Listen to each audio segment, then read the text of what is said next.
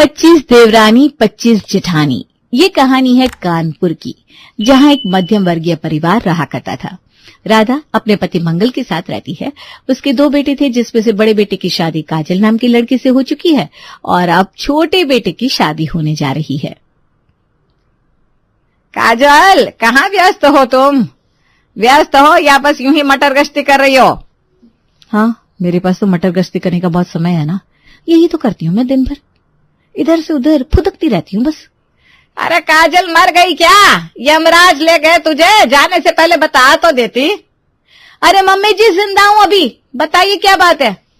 जिंदा तो है, लेकिन ऐसा लगता है मेरी बात का जवाब देने में तुझे मौत आती है।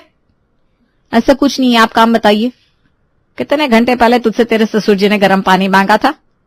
आधा घंटा पहले। तो दिया क्यों नहीं? ओफो राधा, तुम इस बात के लिए चिल्ला रही हो इतनी देर से? पानी तो उसने मुझे तभी गर्म करके दे दिया था, कम से कम मुझसे पूछ तो लेती एक बार।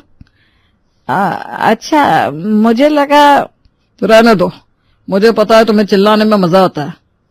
कोई बात नहीं पिताजी, आप चिंता न करिए। अब मेरी देवरानी आने वाली है ना कुछ दिन में, उसके बाद सब ठीक हो जाएगा।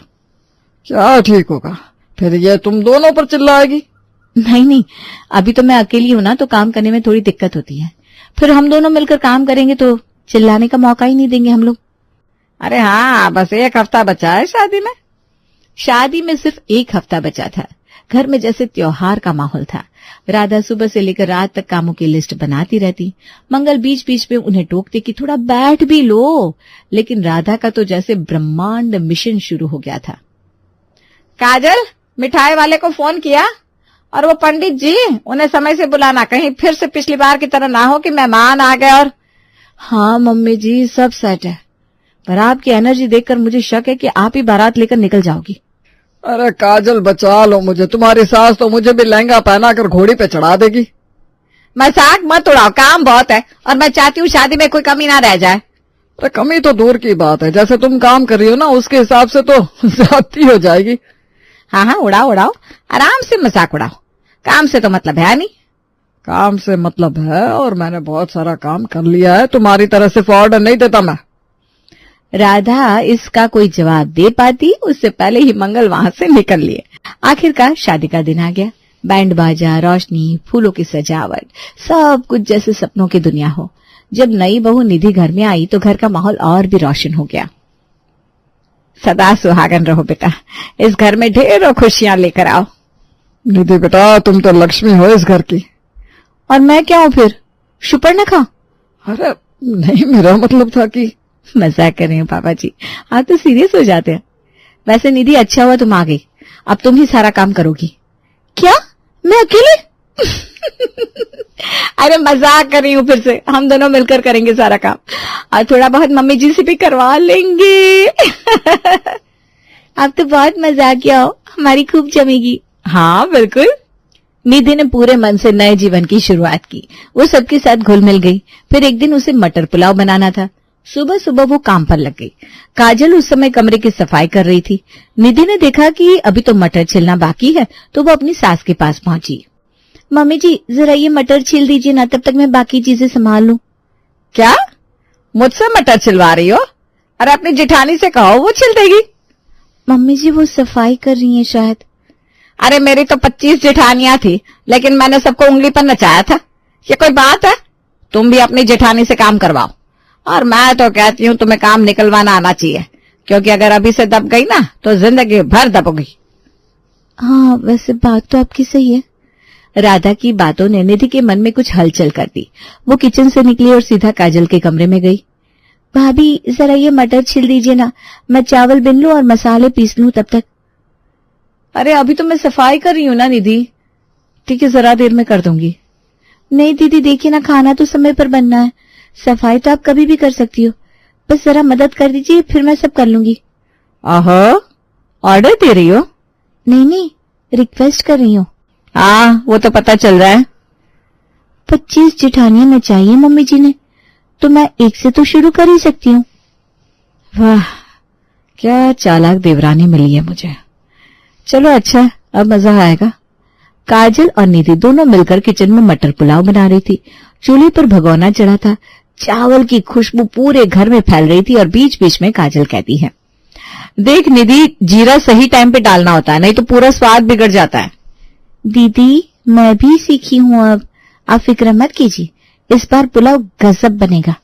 दोनों ने हंसते हुए पुलाव बनाया और मजे से खाया। फिर अगले दिन भरी दोपहरी में घर की घंटी बजी। इस टाइम कौन आ गया यार? लोगों को इतनी अकल नहीं है कि दोपहर में न जाए किसी के घर। दरवाजा खोला तो सामने मोहल्ले की नामी गिरामी औरत वंदना खड़ी थी। बालों में जूड़ा, होठों पर गाढ़ी लिपस्टिक और हाथ में चमचमाता पर्स। अरे काजल, कितने दिन हो गए तुम्हारे दर्शन नहीं हुए? अरे वंदना दीदी, आइए, बहुत दिन बाद आना हुआ आपका। अंदर आइए ना, बैठिए। वंदना को ड्राइंग रूम में बिठाकर काजल थोड़ी देर बातें करने लगी, लेकिन मन में ख्याल था अब चाय तो बनानी ही पड़ेगी, पर दीदी को अकेले कैसे छोड़ दो। मम्मी जी से कह देती हूँ वो थोड़ी देर बैठ लें। काजल सीधा सासुमां राधा के कमरे में गई। मम्मी जी, हमारे पड़ोस की वंदना जी आई हैं, मैं चाय बना लूं, तब तक आप उनके साथ बैठ लीजिए ना थोड़ी देर। राधा ने धीरे से उसकी तरफ तिरछी नजरों से देखा और सीधा जवाब दे मारा, क्या अपनी देवरानी से क्यों नहीं कहती? तू बड़ी है, उसे काम में लगाना सीख। पर वो सो रही है मम्मी जी, अच्छा नहीं लगता ना किसी को नींद में जगाना। अरे रे रे, यही तो शुरुआत होती है। नींद टूटने से क्या बिगड़ जाएगा उसका?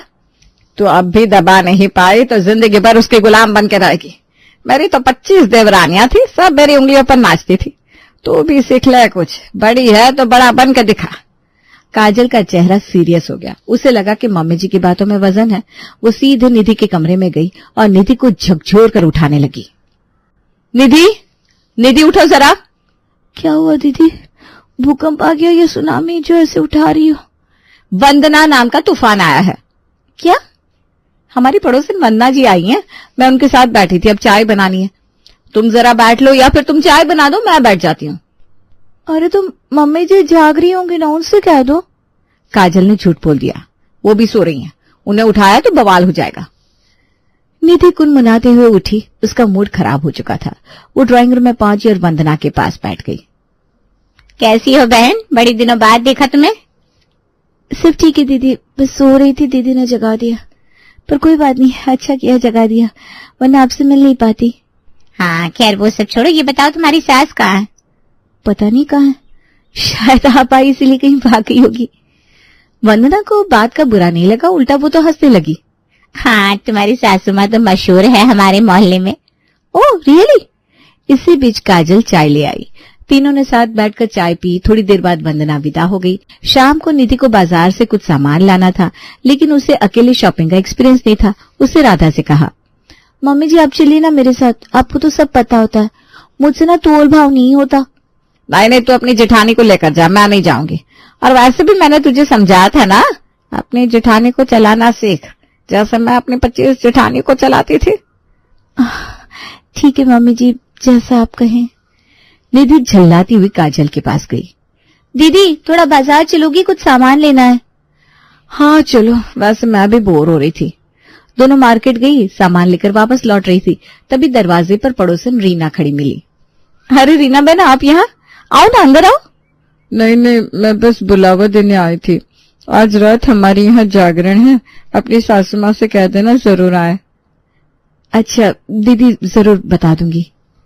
निधि अपने शॉपिंग बैग्स लेकर सीधे कमरे में चली गई और काजल राधा के पास पहुंची।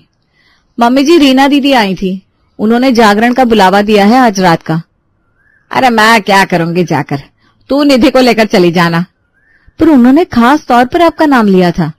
अरे पर मेरी तबीयत ठीक नहीं है ना, तू निधि को लेकर जा। और वैसे भी तू बड़ी है, तुझे अपने से छोटे को काम में लगाना आना चाहिए। मैं भी अपनी 25 देवरानियों को ऐसे ही चलाया करती थी, तुझसे एक नहीं संभल रही है क्या? काजल ने लंबी सांस ली और बिना कोई बहस किए सहमति में सिर हिला दिया। ठीक है मम्मी जी, जैसा आप कहें। काजल ने जैसे ही राधा की बात सुनकर हामी भरी, वो तुरंत उठकर निधि के कमरे की ओर गई। दरवाजा धकेला और अंदर घुसी तो देखा कि निधि थकी थकी सी लेटी है।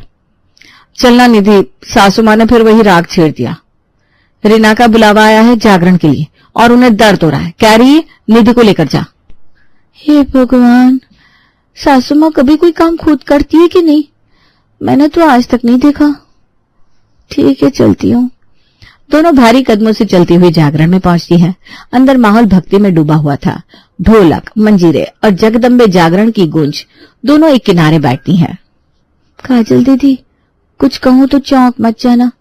मम्मी जी ना मुझसे हमेशा एक ही बात कहती हैं, मेरी तो 25 जेठानियां थी, मैं सबको अपनी उंगली पर नचाती थी, तू भी अपनी जेठानी से काम करवा। काजल की आंखें जैसे बाहर आ गई। क्या? अरे यही तो वो डायलॉग है जो मुझसे बोलती हैं, मेरी 25 देवरानियां थी, सबको नचाती थी, तू भी अपनी देवरानी को नचा। दोनों आंखें चौड़ी करके एक दूसरे को देखने लगती हैं। मतलब एक ही स्क्रिप्ट दोनों को चेप रही है। इतनी देवरानियां और जेठानियां कहां से पैदा हो गई भाई? ये औरत गिनती भूल गई है या मोहल्ले की महिलाओं को भी जोड़ लिया है? मुझे तो लग रहा है कि ये सब बहाना है हम एक दूसरे से भिड़ाने का। तब तो बढ़िया आइडिया है, क्यों ना हम उनसे कहे कि अपनी 25 जेठानियां या देवरानियों को कभी घर पर बुला ले, मिलवा दे हमें भी। एकदम सही, ऐसा बोलेंगे कि सच्चाई का पर्दा खुद ब खुद उतर जाएगा। अगले दिन काजल सबसे पहले पहल करती है। वो राधा के पास जाकर कहती है, मम्मी जी आप तो कहती हैं आपकी 25 देवरानियां थी, तो कभी बुलाइए ना, मिलवाइए ना हमें भी। राधा चौंक कर उसकी ओर देखती है और थोड़ा गला खंखार के कहती है, हाँ हाँ बुलाएंगे बुलाएंगे, फिलहाल तो अपने काम पर लग जा, बहुत काम पड़ा है। काजल चली जाती है। थोड़ी देर बाद निधि आती है। मम्मी जी आपने कहा था आपकी 25 जेठानियां थी, कभी तो बुलाइए उन्हें, उनसे भी कुछ सीखने को मिले ना। ज्यादा ना बात मत बनाओ, काम पर लगो। जब मैं कह रही हूं कि थी तो थी। तभी टीवी ठीक करने वाला मिस्त्री आता है। मम्मी जी टीवी वाला आया है, जरा देख लीजिए ना, मैं बाजार से आती हूँ तब तक।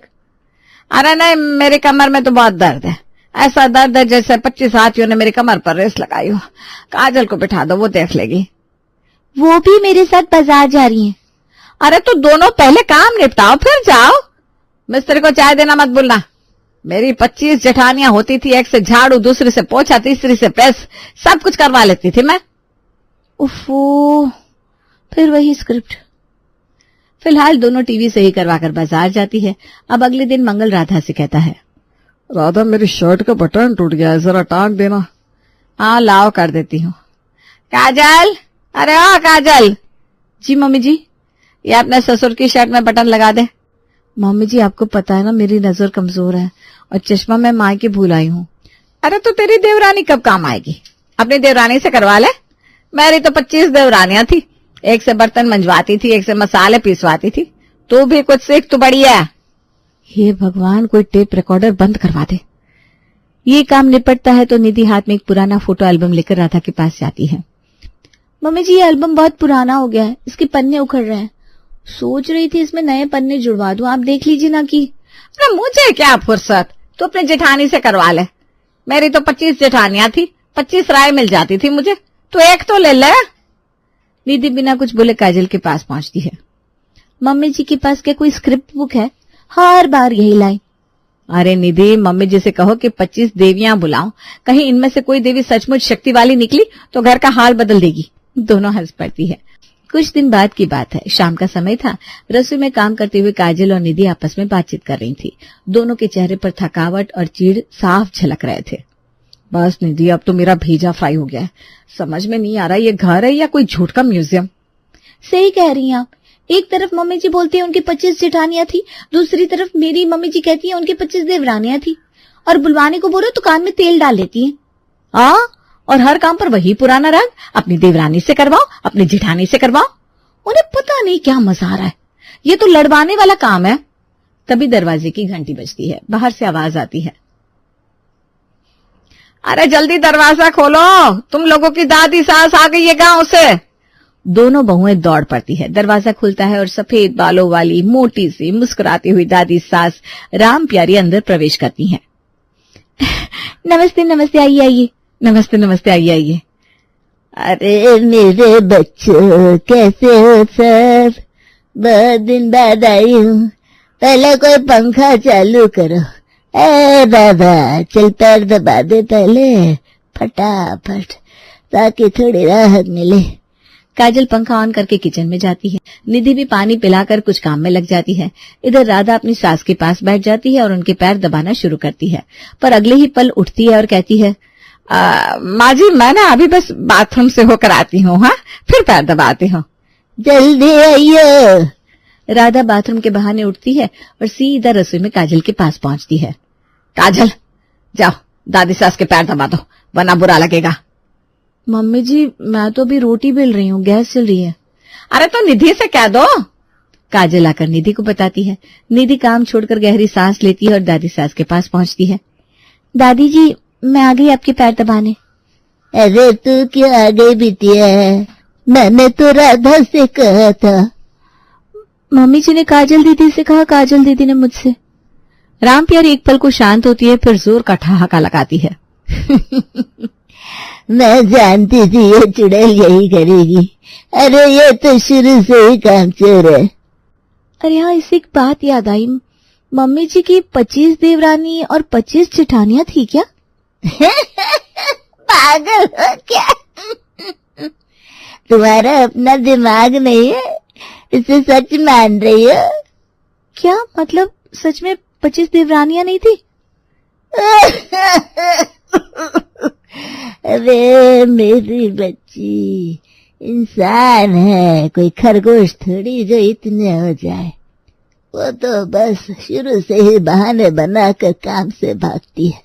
कभी कहती थी बुखार है, कभी कहती थी पेट खराब, अब ये नया बहाना।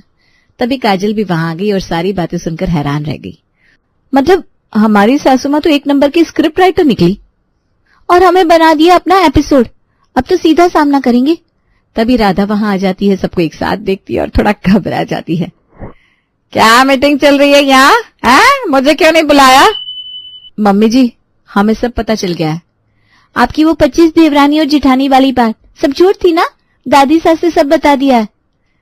राधा एक पल को सन, फिर शर्मिंदा सी मुस्कान के साथ कहती है, अब बेटा क्या बताओ, काम करने का मन नहीं करता था तो बस कुछ भी बोल देते थे।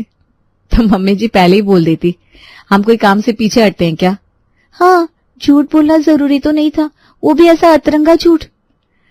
अरे बेटा मेरी तो आदत ही है, बहाने बिना चैन नहीं आता, क्या करूं। राम प्यारी जोर से ठहाका लगाती है। सभी बहुएं हंसती हैं और माहौल हल्का हो जाता है।